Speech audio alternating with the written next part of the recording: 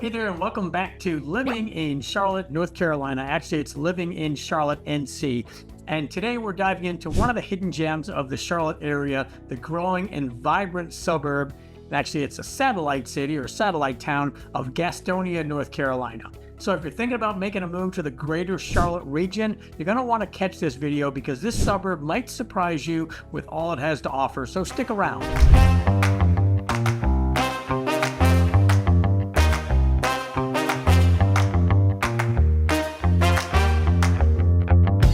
I'm Dave DeSilva with Long Tab Realty, brokered by eXp Realty right here in Charlotte. If this is your first time coming to this channel, please go ahead and hit that subscribe button down below, hit the bell, and you're going to be the first to get notified when we put out new videos, which is once or twice a week. And what we cover here in this channel is everything about Charlotte. So you're in the right place if you're thinking about Charlotte. Listen, we do get text mails, calls, emails all the time from folks like you wondering what the real deal is about Charlotte.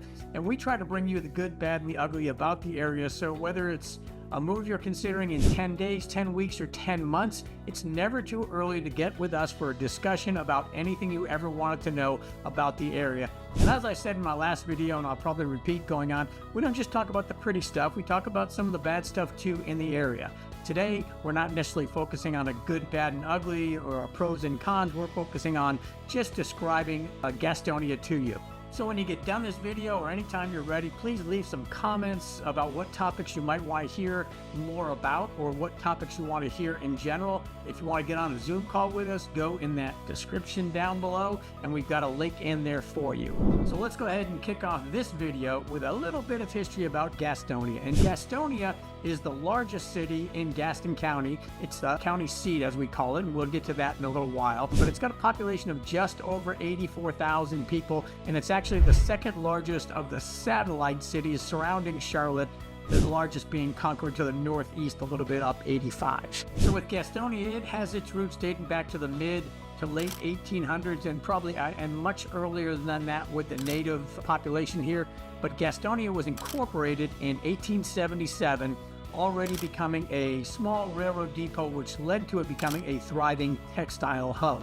Those things combined with it being a minor transit route between Atlanta and Charlotte at the time helped Gastonia play a crucial role in North Carolina's industrial past. And after a lot of political positioning in the early 1900s, Gastonia replaced Dallas, North Carolina, not Dallas, Texas, but Dallas, North Carolina, just a little bit to the north of Gastonia.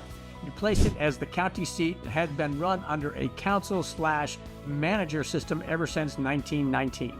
And today, Gastonia has evolved into a diverse and vibrant community with a blend of modern amenities and historic charm. One thing to note is that Gastonia has over a dozen locations on the National Registry of Historic Places, and that's pretty impressive.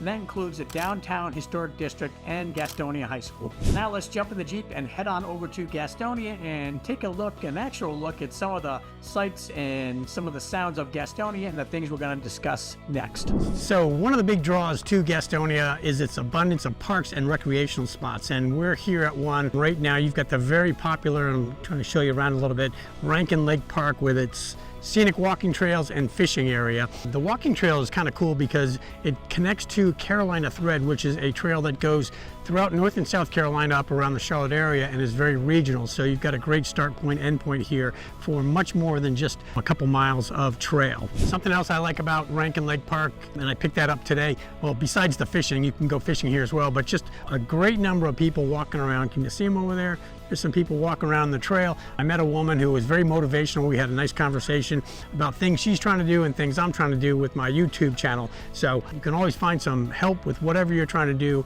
anywhere you go around the Charlotte area. Just some great people. So next on the list is of parks, that is the great and very expansive George Poston Park. And for me, that's hard to say, but George Poston Park I'd been to a number of times with my kids when they were playing soccer, and we would come out here for some of their younger club games. And it's really been updated, upgraded, as has this park here, Rankin Park.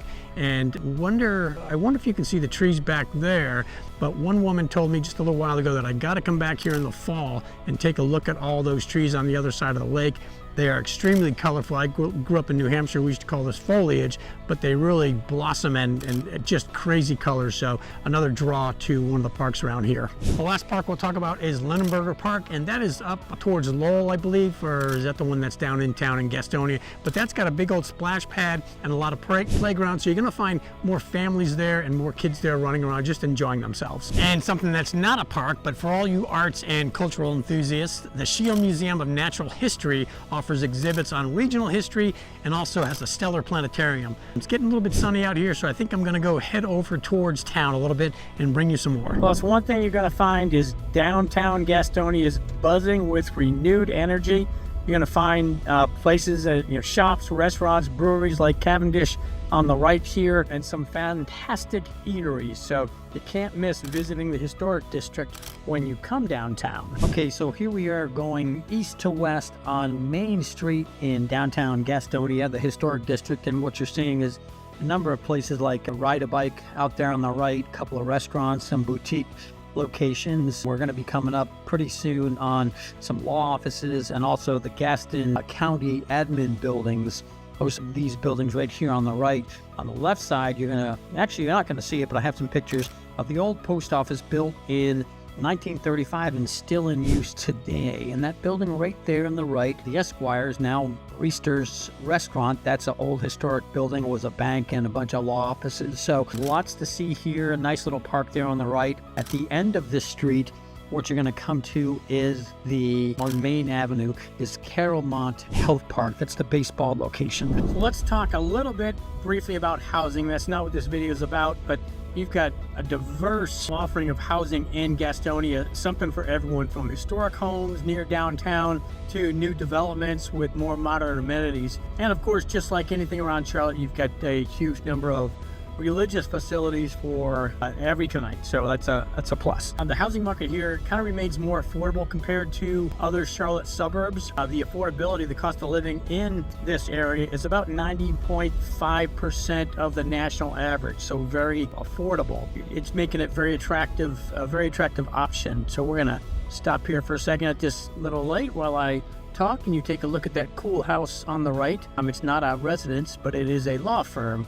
But the current median price in Gastonia is in the high 200,000s, closing in on 300,000, with options ranging from cozy bungalows to sprawling estates. So for buyers, it might be nice to know that the number of listings, or that is homes available, over the year has increased 39.6% as of the end of July. So take a look at this chart that's sitting up here. Okay, so I told you a little bit of a fib. We're not going to go on to education next, but we are going to take a look at some multifamily homes in East Gastonia, and this is townhomes, Tupelo townhomes by Ryan Homes.